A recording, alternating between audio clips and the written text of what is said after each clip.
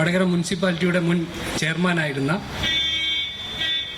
അതിനേക്കാളെല്ലാം ഉപരി ഒരു കാലഘട്ടത്തിൽ വടകരയുടെ ഏറ്റവും അറിയപ്പെടുന്ന ക്രിമിനൽ അഭിഭാഷകനായിരുന്ന, വടകര ബാർ അസോസിയേഷൻ ഭാരവാഹിത്വത്തിലും അതുപോലെ തന്നെ അഭിഭാഷകരുടെ എല്ലാ പ്രശ്നങ്ങളിലും മുൻപന്തിയിൽ നിന്ന് വളരെ ധൈര്യപൂർവ്വം കാര്യങ്ങൾ അവതരിപ്പിക്കുന്ന നമ്മുടെയൊക്കെ നേതാവായിരുന്ന രഘുനാഥ് വക്കീലിൻ്റെ അനുസ്മരണ യോഗമാണ് ഇവിടെ നടക്കുന്നത്.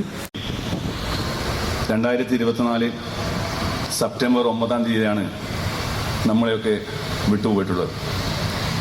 രഘുനാഥ് വക്കീലിനെ സംബന്ധിച്ചിടത്തോളം നേരത്തെ സ്വാഗത പ്രാസംഗികം പറഞ്ഞതുപോലെ നമ്മുടെ ലോയേഴ്സ് യൂണിയൻ്റെ ദീർഘകാലം ജില്ലാ പ്രസിഡൻറ്റും അതുപോലെ വടകര മുനിസിപ്പാലിറ്റി ചെയർമാനും അതിനപ്പുറം നിരവധി തവണ നമ്മുടെ വടകര ബാർ അസോസിയേഷൻ പ്രസിഡൻറ്റുമായിരുന്നു. ഒരു ബാർ അസോസിയേഷൻ പ്രസിഡന്റ് എന്ന നിലയിൽ രഘുനാഥ് വക്കീൽ എന്ന് പറഞ്ഞാൽ ഞാനൊക്കെ വരുന്നത് 1999 ആകുമ്പോൾ നമ്മൾ വന്ന പുതിയ ആളുകളോടും പഴയ ആളുകളോടും ഒരേ രീതിയിലുള്ള സ്വീകരണമാണ് മൂപ്പരെടുത്തിട്ടുണ്ടാവുക. ഏതു വിഷയത്തിൽ ഇടപെട്ടാലും ആ വിഷയം തീരുന്നവരെ ഇടപെടാൻ പറഞ്ഞാൽ പോയാൽ പോലും രഘുനാഥ് വക്കീൽ അത് വിട്ടുപോകില്ല. അതുകൊണ്ട് തന്നെ കോടതിയിൽ ഏത് വിധത്തിലും ഏത് വിഷയത്തിൽ ഇടപെടുമ്പോൾ ജുഡീഷ്യൽ ഓഫീസറിലും മൂപ്പർ വളരെ വിമർശിക്കുകയും മറ്റൊക്കെ ചെയ്യും.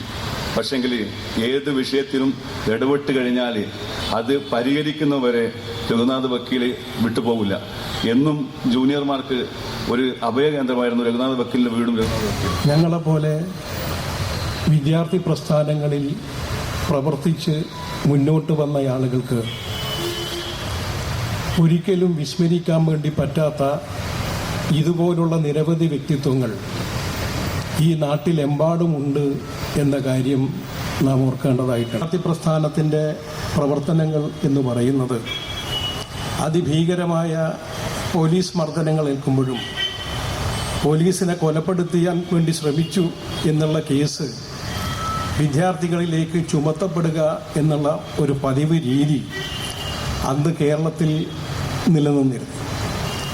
അതിൻ്റെ അടിസ്ഥാനത്തിൽ വരുന്ന കേസുകളെയെല്ലാം പ്രതിരോധിക്കാൻ വേണ്ടി ഇടപെട്ട് പ്രവർത്തിച്ച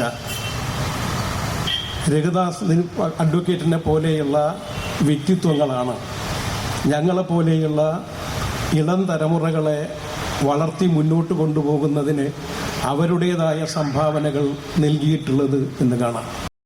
അഡ്വക്കേറ്റ് കെ വാസുദേവനെ ഞാൻ ഈ അവസരത്തിൽ ഓർക്കുന്നു.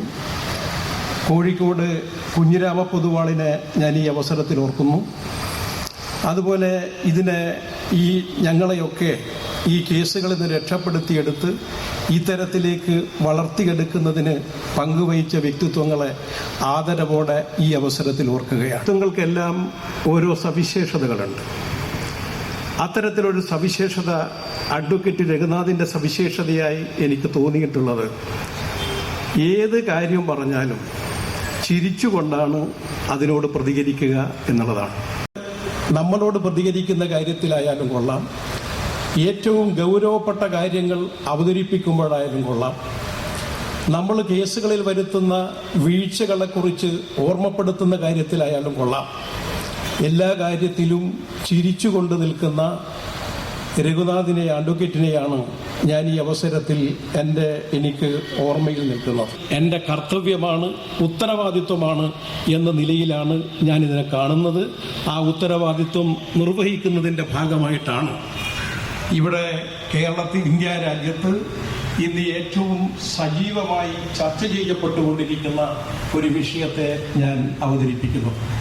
അഡ്വക്കേറ്റ് കെ രഘുനാഥിൻ്റെ സ്മരണയ്ക്ക് മുന്നിൽ ഞങ്ങളെ ഇതെല്ലാം പഠിക്കാനും വളർത്താനും പറ്റാവുന്ന വിധത്തിൽ ഇടപെട്ട് സഹായിച്ച ആ മഹാവ്യക്തിത്വത്തിൻ്റെ മുമ്പിൽ ഞാൻ ഈ വിഷയം അവതരിപ്പിക്കുകയാണ്.